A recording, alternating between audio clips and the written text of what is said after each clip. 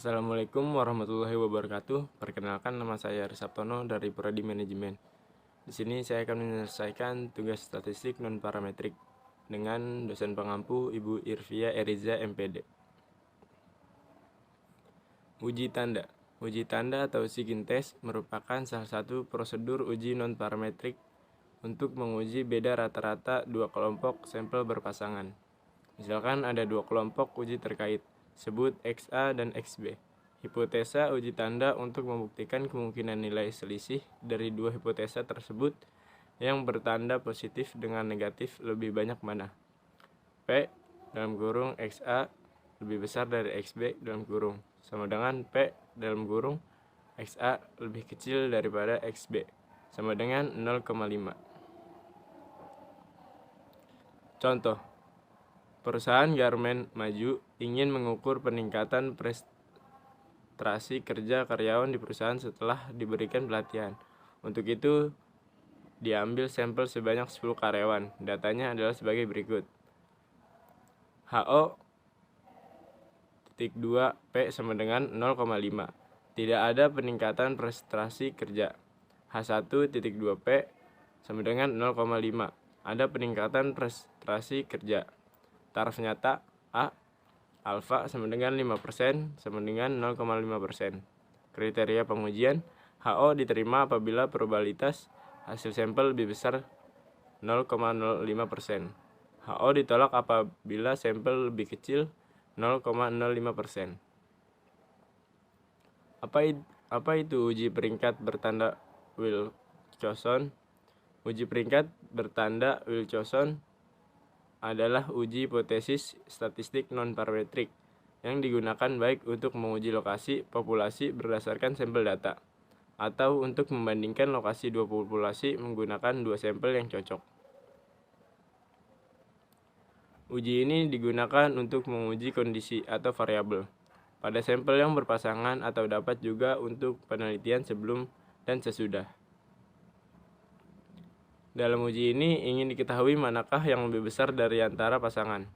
Cara ini sekarang dinamakan uji Wilcoxon atau uji ranking bertanda Wilcoxon. Merupakan penyempurnaan dari uji tanda. Uji Wilcoxon ini hampir sama dengan uji tanda, tetapi besarnya selisih nilai angka antara positif dan negatif diperhitungkan dan digunakan untuk menguji hipotesis komparatif dua sampel berpasangan. Uji Wilcoxon lebih peka daripada uji tanda dalam menentukan perbedaan antara rataan populasi. Jika sampel berpasangan lebih besar dari 25, maka distribusi dianggap mendekati distribusi normal. Contoh kasus dalam uji ranking bertanda Wilcoxon. Seorang dokter ingin melakukan penelitian ingin melihat pengaruh dari suatu obat. 8 orang pasien yang diambil secara acak diukur kapasitas pernapasannya sebelum dan sesudah diberikan obat tertentu. Hasilnya sebagai berikut. Dengan menggunakan 0,05 penyelesaiannya, hipotesis HO tidak ada perbedaan sebelum dan sesudah menggunakan obat. HI ada perbedaan sebelum dan sesudah menggunakan obat. Taraf nyata dan nilai T per tabel A sama dengan 0,055 dengan N sama dengan 8. Tabel Wilcoxon W sama dengan 3 diperoleh dari tabel Wilcoxon. Kriteria pengujian H0 ditolak apabila nilai uji statistik lebih kecil dari W tabel yaitu 3. Apa itu uji jumlah peringkat Wilcoxon? Uji jumlah peringkat Wilcoxon atau Wilcoxon Rank Sum Test merupakan prosedur non-parametrik yang sederhana yang diajukan oleh Wilcoxon untuk membandingkan nilai tengah dua populasi, bukan normal yang kontinu. Apabila dua contoh yang bebas diambil dari kedua populasi itu, asumsi yang digunakan dalam uji Wilcoxon Rank Sum Test adalah yang pertama, data merupakan sampel acak, hasil pengamatan X1, X2 dari populasi 1 dan sampel acak hasil pengamatan lain Y1, Y2, dan Yn. Variabel yang diukur minimal mempunyai skala pengukuhan ordinal. Yang ketiga, variabel yang diukur adalah variabel kontinu. Yang keempat, kedua sampel independen. Syarat uji Wilcoxon. Data sampel tidak berdistribusi normal. Yang kedua, dua kelompok sampel yang saling berpasangan. Anggota sampel dua kelompok sama. Yang ketiga, sampel berskala data ordinal atau interval. Yang keempat, jumlah sampel pada kedua kelompok sama. Apa yang dimaksud uji Kruskal-Wallis? Orang juga bertanya kenapa pada pakai uji Kruskal-Wallis. Uji Kruskal-Wallis merupakan uji non-parametrik berbasis peringkat yang tujuannya untuk menentukan adakah perbedaan signifikan secara statistik antara dua atau lebih kelompok variabel independen pada variabel dependen yang berskala data numerik atau interval atau rasio dan skala ordinal. Rumus Kruskal-Wallis. Berikut di bawah ini adalah rumus Kruskal-Wallis. NI. Jumlah pengamatan dan dalam kelompok peringkat atau diantara semua pengamatan. Pengamatan J dari kelompok IN.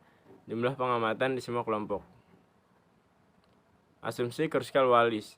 Variabel independen berskala kategorik lebih dari dua kategori. Yang kedua, variabel dependen berskala numerik atau interval rasio atau skala ordinal. Yang ketiga, independen artinya sampel di tiap kategori harus bebas satu sama lain, yaitu tidak boleh ada sampel yang berada pada dua kategori atau lebih.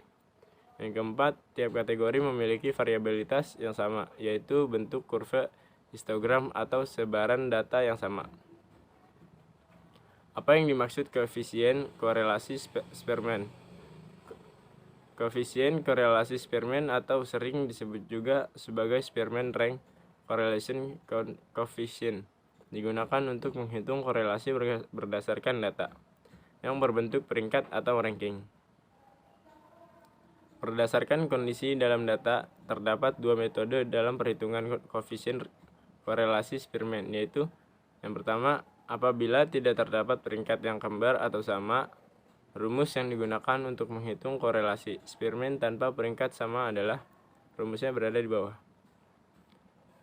Yang kedua, apabila terdapat peringkat yang kembar atau sama, rumus yang digunakan jika terdapat ranking kembar yaitu rumusnya berada di bawah. Terima kasih presentasi dari saya. Wassalamualaikum warahmatullahi wabarakatuh.